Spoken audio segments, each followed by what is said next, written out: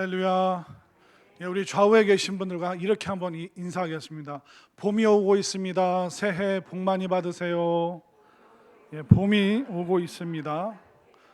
예, 새해 복 많이 받으시기를 바랍니다.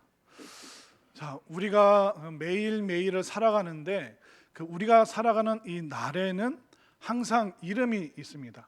자, 오늘이라는 이 날은 무슨 이름이 있냐면 2월 7일이라는 이름이 있고 또 수요일이라는 이름이 있습니다. 그러다 보니까 우리가 살아가는 매일은 숫자로 1일부터 31일까지라는 이름이 있고 또 주일 일요일부터 토요일까지 매일 그 요일이라는 그 이름으로 날을 부르게 되어 있습니다. 그리고 이 날들을 모아서 12달이라고 하죠. 그래서 매달 30일씩 모아서 그 날을 1월달, 2월달 그러면서 12월달까지 있습니다.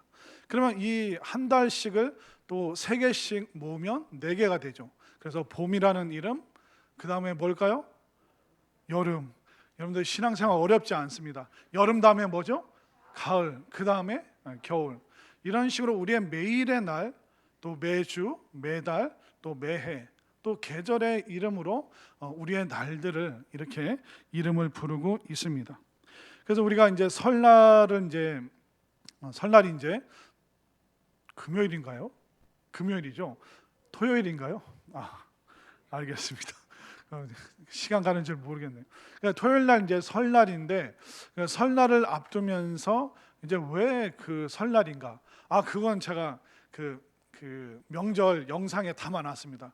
왜 설날을 새해라고 하는가? 그거는 거기에 있기 때문에 여러분들 보셨으면 좋겠고, 이제 우리가 이제 좀 봄을 맞이하고 있는데 그 중요한 그 날마다 우리나라는 또 아시아는 동양에서는 이름을 붙이는데, 자, 봄은 언제부터 시작되냐면 입춘부터 시작되면서 5개의 절기가 있습니다. 그러니까 봄에는 6개의 절기, 여름도 입하라고 하면서 6개의 절기, 그리고 가을은 뭐라고 할까요? 입추. 예, 이제 신앙생활 잘하기 시작하시네. 절대로 교회 다니는 게 어려운 게 아니에요. 그러니까 입추와 함께 6개의 절기가 있고, 또 겨울은 입동이라고 하면서 또 6개의 절기가 있습니다. 입춘이 언제였냐면 2월 4일 주일이 입춘. 이제 들어갈 입자가 아니라 세울 입자입니다. 그래서 봄을 세워라. 그래서 봄을 준비해라. 예, 권사님 감사합니다. 신앙생활 너무 잘하시는 분은 이렇게 응답도 해주셔서 너무 제가 당황스럽지만 감사합니다. 아무튼 그래서 입춘이 이제 주일부터 이제 시작되고, 이제 설날이 있고, 또 설날 지나면, 자, 올해는 2월 19일이 우수인데, 우수는 뭐냐면 눈이 녹아서 비가 되는, 또 물이 되는 그 때를 우수라고 얘기합니다. 그런데 벌써 입춘 2월 4일부터 비가 내리기 시작했죠. 그건 뭐냐면 벌써 이제 조금 우리 음력보다는 지금은 기후가 조금 더 한 주, 2주 정도 모든 게 좀 빨라졌다, 그렇게 생각하시면 될 것 같습니다. 그리고 우수가 지나서 2월 24일 날, 그때가 정월 대보름이 됩니다. 정월 대보름은 설날 이후에 15일, 이제 설날은 금음달이라고 해서 까만 날입니다. 달이 보이지 않습니다. 그런데 15일이 지나면 대보름이 됩니다. 이때 뭐 합니까? 남자애들은 밖에 나가서 쥐불놀이, 이런 거 안 해보셨죠? 저는 시골에 살아가지고 깡통 돌리는 걸 얼마나, 제가 그 깡통을 딱 던지잖아요. 한 5분 있다가 그 깡통이 떨어져요. 얼마나 제가 힘이 좋은지. 그러다가 저기 논에 그 집단에 불이 붙어서 이장님이 쫓아오고 동네 형들이랑 도망 다니고 그랬던 그 날이 정월 대보름. 그래서 설날보다 더 큰 축제의 날이어서 그때는 호두도 까먹고 땅콩도 까먹고, 이건 뭐라고 그럴까요? 예, 불엄이라고 얘기를 합니다. 또 찰밥이랑 이렇게 김이랑 취나물 그런 걸 먹는 걸 또 뭐라 그러죠? 예, 뭐라 그러죠? 그래서 오곡밥, 이제 그런 걸 해서 이제 우리가 이제 또 밥을 먹기도 하고, 이게 큰 잔치의 날이 이제 정월 대보름입니다. 대보름 지나면 뭐냐면 3월 보니까 올해 음력 달려가 보니까 3월 5일이 경칩입니다. 경칩은 겨울잠 잤던 동물들이, 특별히 개구리가 짠 하고 나타나면서 이제 봄이 되었구나, 그걸 알려주는 것이 경칩입니다. 그렇기 때문에 이 봄에도 6개의 이름을 붙이고, 또 여름에도 그 유명한 그 무슨 날이 있죠? 복으로 시작되는데 초, 복, 중복, 말복. 이때는 뭐 먹어야 되죠? 염소탕을 드셔야 됩니다. 여러분들 다른 거 드시면 안 됩니다. 그러면 잘못하면 잡혀가기 때문에 요즘 이게 시대의 흐름을 따라서 여러분들 염소탕 드시는 게 좋습니다. 그러니까 가을도 겨울도 계속 그 절기마다 이름이 다 붙어 있습니다. 그리고 우리나라에도 이름이 있죠. 국경일에도 이름을 붙입니다. 3.1절, 광복절, 또 뭐 개천절, 제헌절, 이렇게 쭉 이름이 있죠. 그리고 식목일, 또 어린이날, 그런 날들도 그 이름을 붙입니다. 그리고 또 어떤 사회적인 의미로 그런 날도 있더라고요. 납세자의 날 들어보셨죠? 그리고 수산인의 날도 있습니다. 4월 1일입니다. 노동자의 날도 있는데 그건 5월 1일 날입니다. 보건의 날도 있고요, 과학의 날, 정보통신의 날, 근로자의 날. 정확하지는 않은데 6월 달에 국왕 건강의 날도 있습니다. 그러니까 매일매일 의미 있는 날들을 붙이고요. 5월에 어린이의 날도 있고 어버이날도 있는데 5월 달에 있는 부부의 날은 며칠일까요? 21일. 둘이 뭐가 되는 날? 하나가 되는 날. 너무너무 잘하셨습니다. 그렇게 우리가 사랑하는 그 날 속에 의미를 부여하는 그런 날들이 굉장히 많이 우리들에게 있죠. 그뿐만 아니라 여러분들에게도, 또 지구상에 있는 70억 인구에게도 의미 있는 1년에 딱 한 번 찾아오는 날이 있죠. 무슨 날이죠? 생일이라고 합니다. 생일 잘 안 챙기시는 것 같은데, 그 생일은 70억 모든 인구가 다 있는, 내가 이 땅에 태어난, 또 부모님을 만나고 또 형제 자매를 이룬 그런 날이기 때문에 굉장히 의미 있는 날이 우리 모든 사람에게 다 있습니다. 그러면 이렇게 기념적이고 또 어떻게 보면 행복한 그런 날이 있는 반면에 치욕적이고 부끄러운 날도 있습니다. 자, 오늘 본문이 하나님께서 그 치욕적이고 부끄러운 날도 기록해라, 그렇게 말씀하고 계십니다. 자, 오늘 본문 에스겔 24장 2절 말씀. 자, 1절을 제가 2절 말씀을 여러분들이 읽겠습니다. 1절부터 제가 읽습니다. 9째 해 10째 달 10째 날에 여호와의 말씀이 내게 임하여 이르시되, 인자야, 너는 날짜 곧 오늘의 이름을 기록하라. 바벨론 왕이 오늘 예루살렘에 가까이 왔느니라. 자, 그 1절에 보면 아홉째 해, 그러니까 바벨론으로 이스라엘이 포로로 끌려온 지 9년, 그리고 10월 10일 날, 9년 10월 10일 날을 하나님께서 이름을 붙이라고 말씀하십니다. 2절을 보십시오. 인자야, 너는 날짜 곧 오늘 9년 10월 10일 날 이름을 기록하라. 그 날은 바벨론 왕이 오늘 예루살렘에 가까이 온 날. 이 말은 뭐냐면 바벨론 왕이 침략한 날, 그리고 예루살렘이 무너진 날이라고, 너는 오늘 9년째 되는 해 10월 10일 날을 그냥 10월 10일로 부르지 말고 바벨론 왕이 침공한 날, 예루살렘이 무너진 날이라고 기록해라. 자, 이 말씀이 또 어디에 있냐면 열왕기하 25장 8절 말씀에 보면 또 다른 날들이 있습니다. 열왕기하 25장 8절 읽습니다. 시작. 바벨론 왕 느부갓네살의 19째 해 5월 7일에 바벨론 왕의 신복 시위대장 느부사라단이 예루살렘에 이르러. 이스라엘이 무너지는 그 날에 해와 달과 날짜를 쓰고, 또 그날은 이스라엘이 무너진 날이요, 느부갓네살 왕이 침공한 날이라고 기록하라. 어떻게 보면 이스라엘의 치욕의 날이고 수치의 날이고 나라를 잃어버린 그런 날들이라고 할 수가 있습니다. 이 바벨론은 1차 침공, 2차 침공, 3차 침공. 근데 2차 침공 후에 바벨론으로 끌려온 사람이 바로 에스겔이라는 사람입니다. 그렇기 때문에 그 이스라엘이 기억하고 있는 그 부끄러운 날들을 꼭 기록을 해라. 왜냐하면 다시 이 일이 반복되지 않도록, 또 그날이 왜 엄청난 그 수치의 날이 왜 왔는가, 어떻게 하면 그 수치의 날을, 부끄러운 날, 치욕의 날을 미리 예방할 수 있는가, 그것을 예방하기 위해서는 그런 날이 있었음을, 또 왜 그런 일이 있었는지 그 의미를 알아야 되기 때문에 하나님께서 에스겔에게 그날 아홉째 해 10월 10일 날을 바벨론이 침공한 날, 예루살렘이 무너진 날이라고 기록을 하라라고 말하고 있습니다. 우리나라도 이 이스라엘이 당했던 것과 똑같은 일이 있었습니다. 바로 1910년 8월 29일 한일 합방, 아니면 한일 병합이라는 한일 병합 조약의 날이 1910년 8월 25일 날, 일본의 총리 대신과 우리나라의 총리 대신 이완용, 이 두 사람이 조약을 맺습니다. 이제 조선은 일본의 보호를 받겠습니다. 조선과 일본은 하나입니다.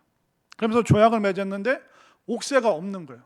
그래서 일본 군인들이 온 궁궐을 다 뒤져서 그 옥새를 다, 고종 황제의 옥새를 딱 찍으면서 이 조약이 성립이 되어 버리고 맙니다. 1910년 이 8월 25일 날 나라를 빼앗기기 전에 이미 5년 전에 1905년도에 그때 우리나라의 외교권을 일본이 가져갑니다. 그래서 1907년에 조선 군대를 해체를 해버립니다. 그리고 조선은 이제 일본 군대가 와서 지켜주겠다, 우리가 외교도 돌봐주고 너희 나라 치안도 보호하는데 1910년 우리 하나가 되자. 그래서 내선일체, 그러니까 조선과 일본은 하나다, 계속 그걸 주장하면서 우리는 그때부터 무려 35년 동안 일제 치하 속에 놓이게 되는 것입니다. 그렇기 때문에 이 1910년을 경술년, 그래서 경술국치일이라고 이야기를 합니다. 우리의 국권을, 국민의 모든 권리를 다 빼앗긴 날. 그러니까 그 날을 알아야지만 그런 일이 되풀이되지 않기 때문에 성경에도 이스라엘아, 너희들이 나라를 빼앗기고 그 바벨론 왕이 몇 번이나 침략을 했느냐, 침략했던 그날, 너희들이 백성들을 잃어버리고 포로로 끌려갔던 그 날들을 계속해서 치욕의 날을 기록을 해라. 그리고 우리도 3.1 독립운동, 8월 15일 우리가 광복절, 그 날을 계속 기념해야지만 과거를 기억하게 되고 또 그 부끄러운 치욕에서 벗어날 수가 있는 것입니다. 1910년 경술국치뿐만 아니라 무슨 일이 있었습니까? 6월 25일 6.25 동족 간의 피비린내 나는 그 전쟁을 3년 6개월 동안 우리가 치렀습니다. 그리고 1979년 10월 26일 18년 동안 대통령으로 있었던 박정희 대통령 시해 사건이 이제 10월 26일 날 있었죠. 그리고 요즘에 서울의 봄, 저는 안 봤는데 보신 분들 있죠. 그날이 몇 월 며칠입니까? 12월 12일, 12.12 사태. 그 대사 기억나시죠? 실패하면 반역, 성공하면 혁명 아닙니까? 영화 안 보시고 말씀만 보시고 기도만 하시니까 모르시죠? 1979년 10월 26일 날 대통령이 살해를 당하고 12월 10일 날 군부 쿠데타를 통해서 정권이 바뀌게 됩니다. 1980년도에 들어와서 여기에 대한 그 반발, 이거 군부 독재 또 이루어지면 안 된다, 여기에 대한 반발을 하고 민주화 운동을 하다가 1980년 5월 18일 그 광주 민주화 운동이 일어나면서 계속 우리의 아픈 역사들이, 그 80년대 역사가 계속 진행되고 있는 것이죠. 그렇기 때문에 우리에게 역사적으로 중요한 날, 그리고 때로는 그 날이 부끄러운 날이 될 수도 있고 동족 간에 서로 아프게 한 날이 될 수도 있고, 또 정치적으로 역사적으로 우리가 기억해야 될 무시무시한 그런 날들이 우리의 삶 속에, 역사 속에, 인생 가운데 계속 있어 왔던 것입니다. 그 날을, 치욕의 날을 기억해야지만 그 역사가 되풀이되지 않기 때문에 국가에서 달력에 그날을 휴일로 하든지 아니면 그날에 무슨 기념일을 하든지 하면서 다시 한번 우리가 그것을 각성할 수 있도록 도와주는 것입니다. 또 여러분들, 우리 삶 속에, 개인의 삶 속에서도 부끄러운 날이 있죠.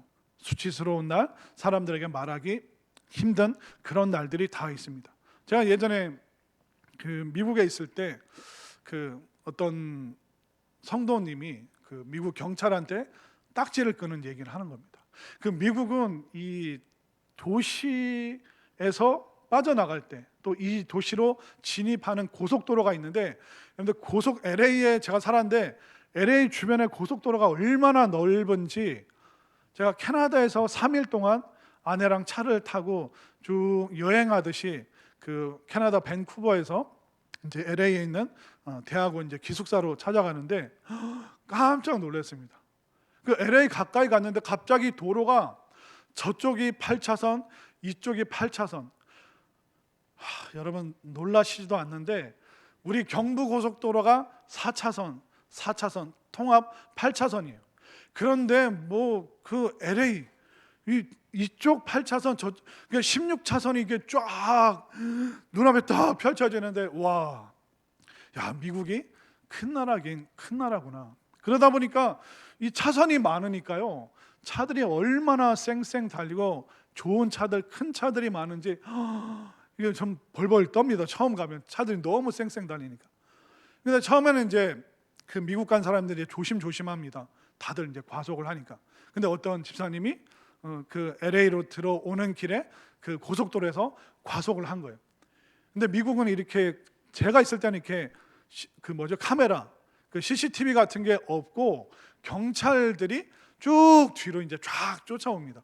근데 경찰들이 그냥 쫓아오는 게 아니라 한 3분 동안 뒤를 따라가는 거예요. 그래서 뭐 시속 120km가 제한이다. 근데 130, 140을 달리면, 그러면 한 번에 잡는 게 아니라 뒤에 붙어서 한 3분, 5분 정도 쭉 쫓아오다가 경광등 삐삐삐삐 쫙 키면서 막 뭐라고 합니다. 막 차를 세우라고. 근데 이 집사님이 이제 LA 들어와서 이제 바깥으로 나갈 때, 그때 이제 경찰차가 붙었고 삐삐삐삐 하니까, 고속도로 나가는 중이니까 오, 큰일 났네, 나 속도 위반했네 하면서 그 뒤에 경찰차 보다가 신호 위반을 한 거예요. 그러니까 빨간불 지나서 이게 식은땀 흘리면서 차를 세웠는데 거기가 노란색 두 줄로 주정차 위반 구역에 딱 선 거예요. 그러니까 순식간에 3개를 다 어긴 거예요. 그러니까 이 미국 경찰이 황당해가지고, 야, 당신 같은 사람 처음 본다. 아까 내가 3분 전부터 당신 따라왔는데 몇 킬로 이상 과속을 했다. 과속 딱지. 그리고 내가 당신 따라왔는데 이제 시내로 들어왔는데 당신 아까 빨간불인데 지나갔다. 오케이, 신호 위반. 그리고 여기 봐라, 노란색 두 줄에 또 빨간색, 여기 소방 기구가 있지 않냐. 근데 왜 여기 세웠냐. 주정차 위반. 그날 딱지 몇 개 끊었게요? 한 방에 그냥 3개를 끄는 거예요. 그러니까 이분이 이게 평생 이게 간증거리인 거예요. 하나님께서 나를 지켜주신 게 아니라, 하나님 너무 부끄럽습니다.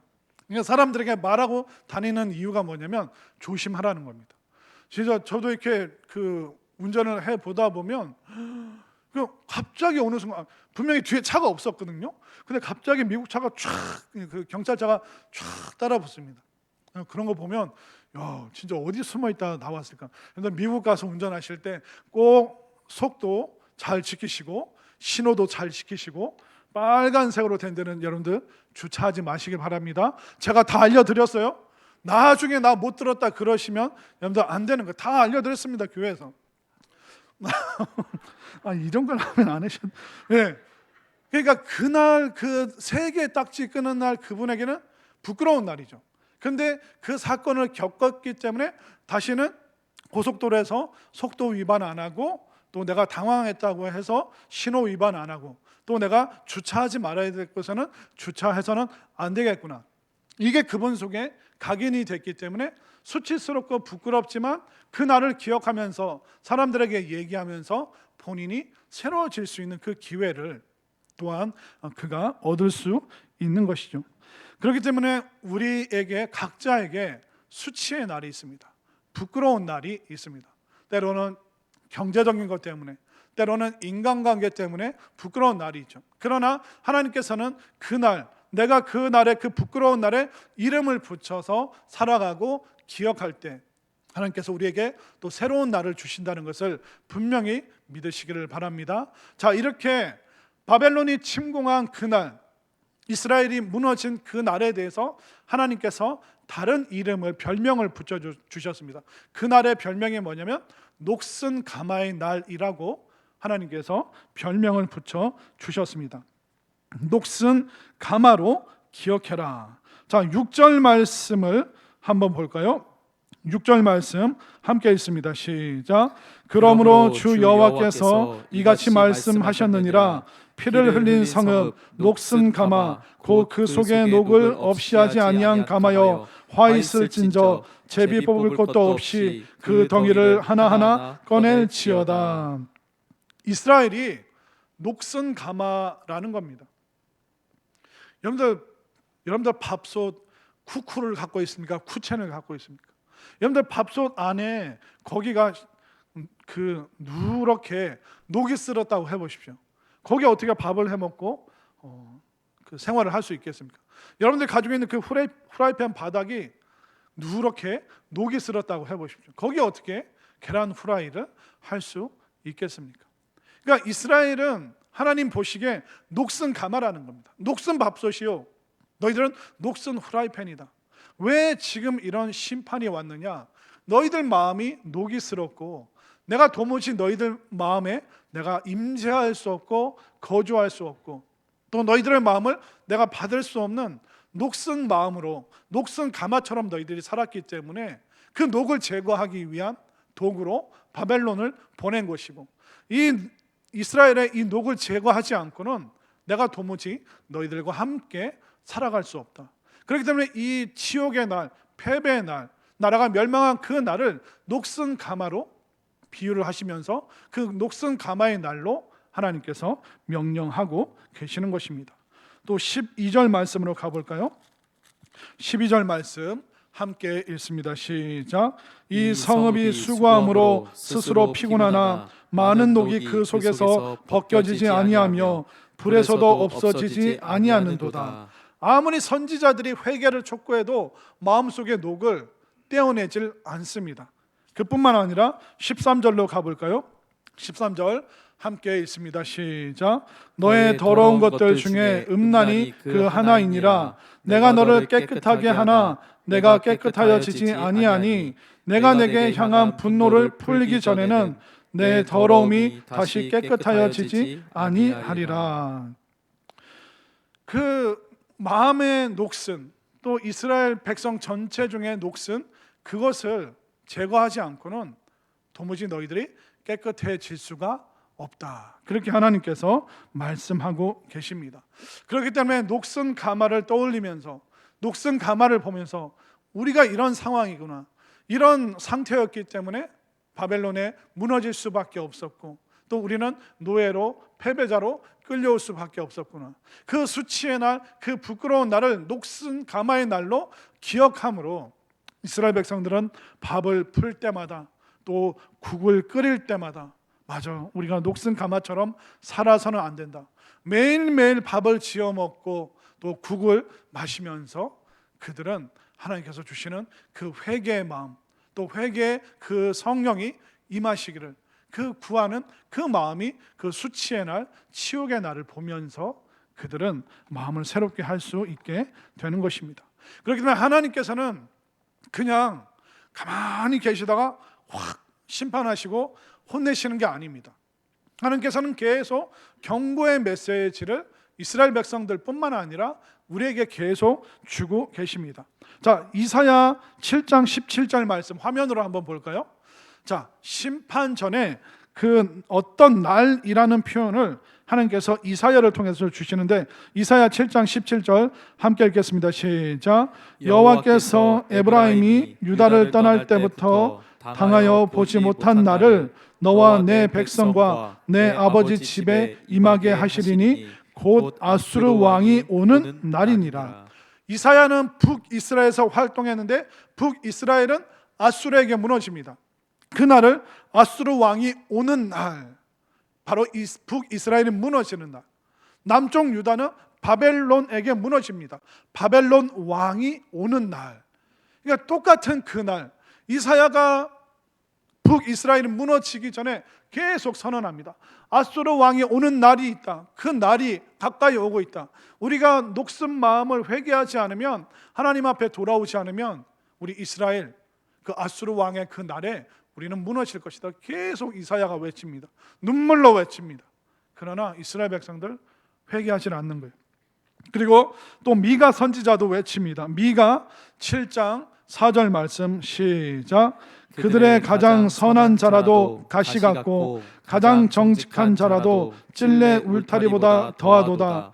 그들의 파수꾼들의 날 곧 그들 가운데 형벌의 날이 임하였으니 이제는 그들이 요란하리로다. 파수꾼들의 날, 형벌의 날. 파수꾼들이 성을 지키기도 하지만 몰래 와서 염탐하는 날이 있습니다. 그리고 형벌의 날, 이제 북이스라엘이 무너지는 그 날이 오게 된다. 계속 하나님께서 경고의 메시지를 주고 계십니다. 이스라엘이 남유다가 한 번에 무너진 게 아닙니다. 1차, 2차 침공. 하나님께서 2차 침공이 끝나고 에스겔에게 말씀을 주시면서 바벨론에 있는 너희여 예루살렘을 위해서 울라, 유다 백성을 울라. 그러니까 바벨론의 포로로 간 두 번째 포로로 끌려간 그들이 거기서 회개했다면 3차 침공은 없었을 거예요. 그러나 이스라엘을 위하여, 이스라엘을 대신하여 그 이스라엘 무너진 그 성을 막아서서 하나님이 심판하지 아니하시도록 기도하는 그 한 사람을 찾았지만 하나님은 나는 찾지 못했다, 그렇게 말씀하셨습니다. 그렇기 때문에 하나님께서는 심판 전에 계속 경고의 메시지를 주십니다. 정말 마지막 날이 있다, 최후의 날이 있다. 그날 네가 녹슨 마음으로 그날을 맞이하면 심판과 멸망밖에 없다. 하나님께서 계속 우리의 일상의 삶 속에서 경고를 주고 계십니다. 우리는 사계절을 보십시오. 화창한 봄, 정말 짜릿한 여름, 풍성한 겨울. 그러나 옴짝달싹할 수 없는 모든 생명체가 다 숨죽인 것 같은 그런 인생의 겨울이 옵니다. 그러니까 우리가 사계절을 경험하면서 우리가 어디서 시작해서 어디로 가는지 그것을 하나님께서 깨닫게 해주시는 그런 날들이 있습니다. 또 여러분들 개인적으로 미래를 또 앞날을 준비할 수 있는 날을 하나님께서 여러분들에게 주셨습니다. 우리 인생의 슬픈 날이 얼마나 많습니까? 여러분들 큰 수술 받으신 분들 있죠. 그 수술을 앞두고 내가 어떻게 살아왔는가, 그리고 그 수술대에 올라가면서 다시 한번 내 인생을 바라보고, 그리고 전신 마취 깨어나서 아, 살아났구나. 그리고 가족들의 얼굴을 보면서 아, 내가 어떻게 살아야 되는가. 그 큰 수술을 통해서 하나님의 그 섭리와 또 인생이 무엇인가 깨닫는 날을, 기회를 그 사람에게 주시는 겁니다. 그렇기 때문에 죄와 어둠에 사로잡혀 있던 나를 수술이라는 큰 사건을 통해서 새로운 지경으로, 새로운 세상으로 인도해 주시는 것이죠. 또 일찍 남편을 여의고 사별하신 그런 분들 계시죠. 그런 인생의 그런 그 고통의 순간, 이렇게 힘들고 죽을 것 같은 이 순간에 내가 누구를 의지해야 되는가. 정말 모든 것을 자포자기하는 것이 아니라 하나님이라는 생명줄을 내가 붙잡아야겠구나. 그리고 내가 기도라는 이 믿음의 줄을 붙잡아야겠구나. 그걸 붙잡은 분들은 사별이라는 인생의 가장 고통스러운 그 사건을 겪었어도 하나님께서 새로운 믿음의 세계를, 또 하나님께서 은혜의 세계를 열어주시는 것입니다. 그렇기 때문에 우리가 과속, 신호 위반, 그 딱지를 떼면서 순간 정신을 차리기도 하지만 수술이라든가 이별이라든가 사별이라든가 때로는 불합격이라든가 때로는 인생의 여러 고통의 날들이 우리에게 있습니다. 그 날들을 우리가 잊어서는 안 되죠. 내가 어떻게 살아야 되는가, 또 내가 어떤 마음을 품고 살아야 되는가. 그런 큰 사건을 겪으면서 내 마음에 씻어내야 될 녹슨 부분이 무엇인가, 하나님께서 그것을 미리 알려주는 거예요. 왜냐하면 우리에게 마지막 날이 있습니다. 우리가 장례식 가잖아요. 우리가 조문을 갑니다. 근데 언젠가는 내가 조문객으로 가지만 거기에 내가 고인으로 누워 있어야 되는 그 순간이 옵니다. 제가 예언 하나 해드릴게요. 여기 계시는 90%는요 50년 후에 대한민국에 없을 줄 믿습니다. 이상하네. 이거 하나님 나라에 가신 줄 믿습니다. 이것도 이상하네. 한 분밖에 아멘을 안 하잖아요. 다들 난 50년 후에도 끝까지 난 아득바득 살아남겠다, 이런 그러신 분들이 많으신데, 그런데 우리가 매일 보는 거예요. 매달 보는 거예요.